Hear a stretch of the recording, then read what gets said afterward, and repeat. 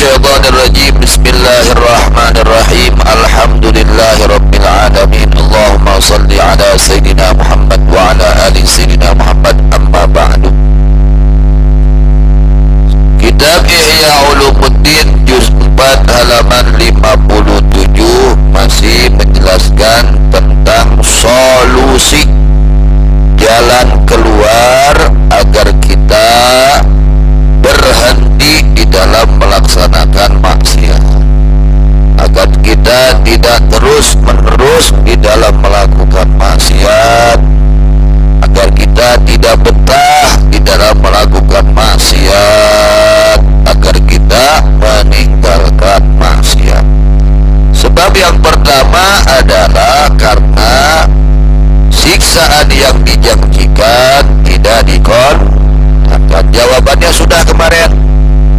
Apa jawabannya? Sesungguhnya setiap yang ditentukan oleh Allah akan terjadi, maka pasti terjadi. Jawabannya adalah al-fikru, pikiran, berpikir. Jadi harus berpikir sebelum melakukan sesuatu, harus dipikirkan dahulu. Apakah ini, apa keuntungannya dan apa kerugiannya, apa kemanfaatannya dan apa bahayanya. Pikirkan sebelum kita mengerjakan sesuatu. Pikirkan dulu yang akan kita lakukan ini apa sih manfaatnya dan apa bahayanya. Itu ya. Tentu kalau maksiat yang kita lakukan berbahaya, jelas. Allah murka. Murka Allah berbahaya tidak? Sangat berbahaya. Kalau Allah sudah murka, nanti Allah akan turunkan siksaan. Na'udzubillah min dzalik. Kemudian Imam Ghazali menjelaskan, jadi jawaban-jawaban supaya kita mau meninggalkan dosa, ya harus difikirkan, berpikir dengan jernih, dengan sehat, dengan akal sehat. Contohnya seperti ini. Yang kedua kan, penyebab orang menetap di dalam maksiat itu karena telah merasa nikmat, sudah enak gitu, sudah nyaman di dalam perbuatan maksiat. Padahal itu racun. Kemaksiatan itu adalah racun yang merusak hati kita. Ya, racun itu sangat berbahaya. Racun itu mematikan. Racun itu merusak. Begitu juga dosa. Dosa merusak hati kita. Nanti hatinya nggak baik, tutur katanya nggak baik, sikapnya nggak baik karena hatinya rusak. Akhirnya berani berbuat dolim kepada orang lain, berani berbuat yang tidak baik kepada orang. Kenapa? Karena hatinya rusak. Apa penyebab hati rusak? Dosa yang tidak ditaubati. Kata Imam Ghazali radhiyallahu anhu, balau maradha, andai kata sakit, ada orang sakit, lalu diberitahu oleh dokter bangsa Nasrani. Dokter bangsa Nasrani memberitahu, wah kamu ini berpenyakit, penyakitnya ini. Ini dokter pengalaman, dokter spesialis, contoh gitu ya.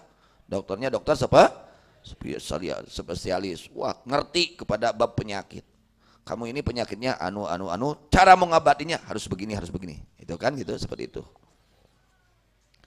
Kemudian memberitahu ini dokter, sesungguhnya meminum air dingin itu bisa membahayakan dan bisa menggering kepada kematian. Sedangkan air yang dingin itu adalah air yang paling nikmat di sisi itu orang yang sedang sakit. Ini orang yang sakit, andai kata kerjanya minum air es pagi, siang, malam, udah ya sangat jatuh cinta sama air dingin, air es. Kemana-mana pasti yang dicari air es. Begitu dia sakit, kata dokter, ini dokternya dokter Nasrani, ya kamu harus berhenti minum air es. Kenapa? Karena kalau kamu terus minum air es bisa tambah berbahaya. Nanti lambung kamu berbahaya, nanti jantung kamu, pokoknya dikasih tahu, ya akan mengakibatkan dekatnya kematian, kerusakan. Nanti ginjalnya rusak, macam-macam lah. Itu. Padahal itu air es, air dingin itu paling ia sukai, paling ia cintai. Sampai kemana-mana yang ditanyakan air es. Saking jatuh cintanya sama air es. Contoh ini. Ketika orang itu memang dia itu ingin sembuh, ya, ketika datang ke dokter lalu diberi saran oleh dokter seperti itu, tarokahu, maka pasti dia meninggalkan, ya, dia korbankan. Nggak apa-apalah, yang penting saya sehat, kali itu seperti itu. Kalau pasiennya yang ingin kecuali pasiennya yang nggak sehat, saya mah pokoknya mau nggak harus terus yang diinginkan oleh saya, wah itu mah beda deh, itu mah, ya, itu di luar itu mah. Ini mah menceritakan orang yang normal akalnya, yang ingin sehat, yang ingin sehat, diberitahu kamu harus berhenti minum esnya, harus berhenti karena ini penyebabnya dari situ, gitu. Kamu sakit ini penyebabnya dari situ. Kalau kamu meninggalkan es tersebut, nanti kamu sehat lagi, kamu, ya, anggota badan kamu normal lagi. Contoh seperti itu. Maka orang ini yang sakit ini pasti ya tinggalkan. Serta sesungguhnya kematian sakitnya hanya sekejap. Jika dia tidak takut perkara yang terjadi setelah kematian. Mati ya semua pasti bakal mati, akan merasakan sakitnya mati. Ya, sakaratul kullu nafsin dha'iqatul, semua manusia ini akan merasakan sakitnya mati. Mati itu sakit. Hanya sekejap saat itu. Tapi ada setelah kematian, lebih lagi setelah kematian itu. Sedangkan meninggalkan dunia, itu pasti akan terjadi. Kita semua ini pasti akan berpisah dengan dunia yang kita milik, yang punya harta, pasti akan pisah. Nggak bisa. Pokoknya saya kalau nanti mati bawa ya, amanat wasiat. Barudak, namun bapak mautnya, ya mobil bawa ke kubur. Imahnya bawa, lu moal tuh. Eta ATM kabehnya bawa jeung bapak. Ngagugu mah kira budakna. Moal, pasti berpisah. Semua orang pasti berpisah dengan dunianya. Rumahnya berpisah, hartanya berpisah, semua anak keluarganya akan berpisah, pasti itu. Nggak bisa, pasti akan berpisah. Maka berapa nisbahnya adanya orang tersebut di dunia kepada tidak adanya pada zaman ajali dan selama-lamanya. Maka pikirkan, fal yang dur, maka hendaknya memikirkan orang tersebut. Coba bagaimana kaifa yubadiru ila tarki maladi. Juga pikirkan oleh kamu, orang yang sakit, yang ingin sehat, ini yang ingin apa? Yang ingin sehat. Ceritanya yang ingin sehat. Tapi dia ada makanan, minuman yang paling dia sukai. Ketika ada saran dari dokter, padahal dokternya siapa? Nasrani, orang kafir, bukan orang muslim. Yang menyarankan apa? Harus berhenti karena ini berbahaya, gitu kan? Bagaimana? Coba perhatikan oleh kamu. Itu orang, itu pasien, pasti dia tinggalkan itu makanan minuman yang lazatnya dengan sebab ucapan seorang kafir dhimmi yang tidak ada mukjizat di dalam kesehatan kedokterannya. Tidak ada mukjizat orang kafir. Kalau mukjizat untuk para nabi. Ini orang kafir, ya, orang kafir, ya. Maka orang itu berkata, bagaimana layak kepada akalku adanya ucapan para nabi yang dikuatkan dengan mukjizat di sisiku adalah di bawah, ya, ucapan orang Nasrani yang mengaku-ngaku dia mengerti ilmu kesehatan untuk dirinya tanpa ada mukjizat atas ilmu kesehatannya.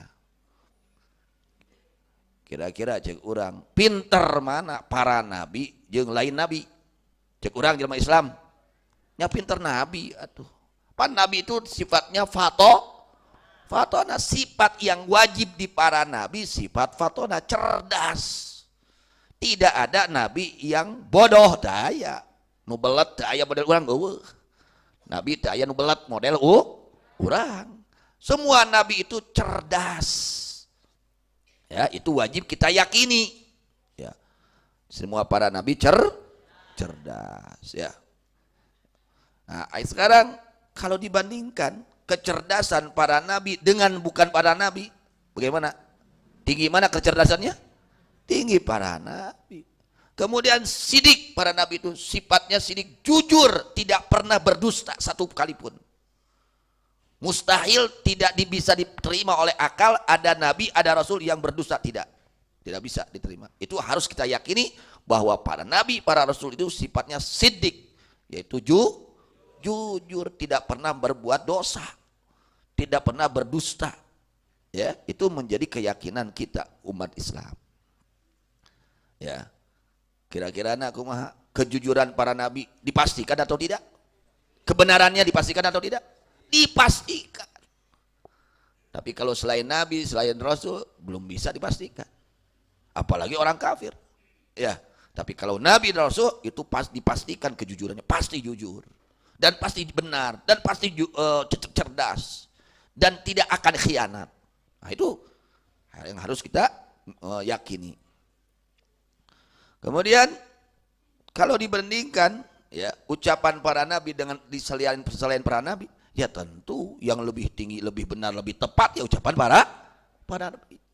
Kamu bisa meninggalkan sesuatu yang kamu cintai karena ucapan seseorang Nasrani yang bukan nabi, bukan rasul, bukan muslim, tapi kamu bisa meninggalkannya. Kenapa kamu kok nggak bisa meninggalkan sesuatu yang kamu lakukan larangan Allah padahal sudah diterangkan oleh nabi, oleh rasul yang kebenarannya pasti. Yang kebenarannya pasti. Kenapa kamu kok nggak bisa meninggalkan? Nah itu ya. Padahal pasti ucapan nabi, ucapan rasul. Tidak dusta, pasti akan terjadi. Dan bagaimana ada siksa neraka di sisiku lebih ringan daripada siksaan sakit. Nggak ada bandingannya ya. Siksa neraka naudzubillah min. Itu kalau orang, andai kata orang di dunia hidupnya dari mulai ia lahir sampai mati senang terus, andai kata, dan mustahil tidak bisa di dunia itu, pasti ada susah, ada bingung, itu dunia, sakit ada. Andai kata ada orang hidup di dunianya senang 24 jam, senang terus, sehat terus, andai kata hidupnya ya bahagia terus, andai kata, lalu dia mati, lalu setelah mati lalu dia baru itu ujung apa, ujung telunjuknya dimasukkan ke api neraka. Itu ditanya, andai kata orang tersebut ditanya, bagaimana kamu hidup di dunia? Wah, saya nggak terasa nikmat. Itu hilang rasa nikmat di dunia yang nikmatnya luar biasa karena ujung telunjuknya ditenggelamkan ke neraka. Baru ujungnya aja. Itu sudah menghilangkan kenikmatan, rasa nikmatnya di dunia selama-lamanya. Rasa kenikmatan yang ia rasakan di dunia, hidup di dunia itu kemewahannya hilang semua. Itu baru ujung telunjuk, merasakan sangat panasnya neraka. Bagaimana kalau seluruh tubuhnya di api neraka? Harus daya bandingan anak. Harus andai kata ada orang di dunianya wah nikmat, ya rumahnya segala-galanya pokoknya itu fasilitasnya komplit, bahagia ya dunianya. Ketika dia mati tidak membawa iman, lalu hanya dimasukkan ujung jarinya ke neraka, langsung itu rasa nikmat semua hilang, lupa, saya nggak merasakan nikmat. Itu baru seujung telunjuk yang dimasukkan ke dalam api. Bagaimana kalau seluruh tubuhnya yang dimasukkan ke dalam api neraka? Naudzubillah min dzalik. Tidak ada bandingannya neraka itu. Naudzubillah min. Andai kata satu lubang jarum saja dari api neraka, ya satu lubang jarum itu lalu dihembuskan ke dunia ini semua mati manusia mati, nggak ada yang hidup saking panasnya api neraka. Naudzubillah min dzalik. Ya.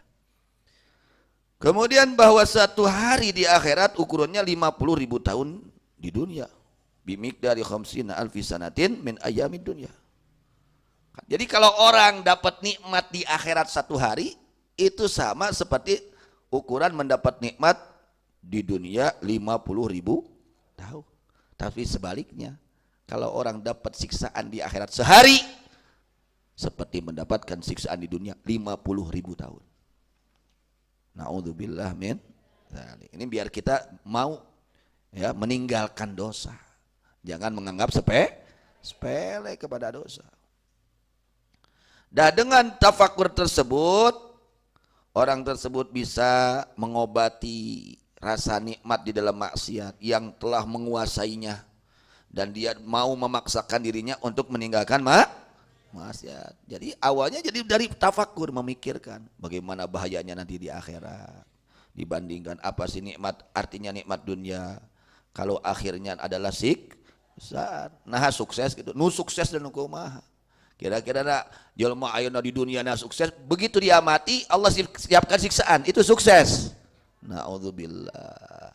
Orang yang sukses, orang yang diridhoi oleh Allah. Bagaimana cara untuk mencapai ridho Allah?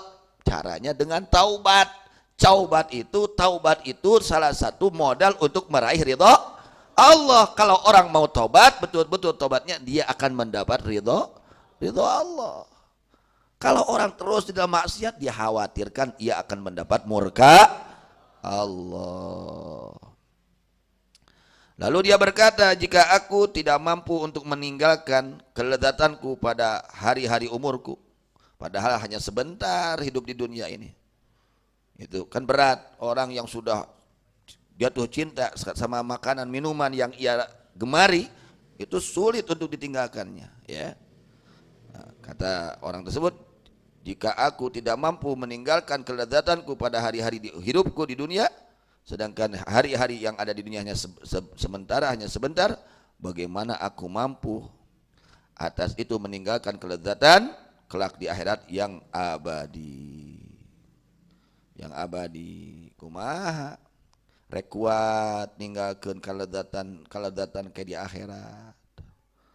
Namun ayeuna di dunia wae geus teu kuat urang ninggalkeun kalezatan di dunia. Sok ayeuna urang nu biasana sagala aya pek jadi sagala eueuh kumaha kira-kira.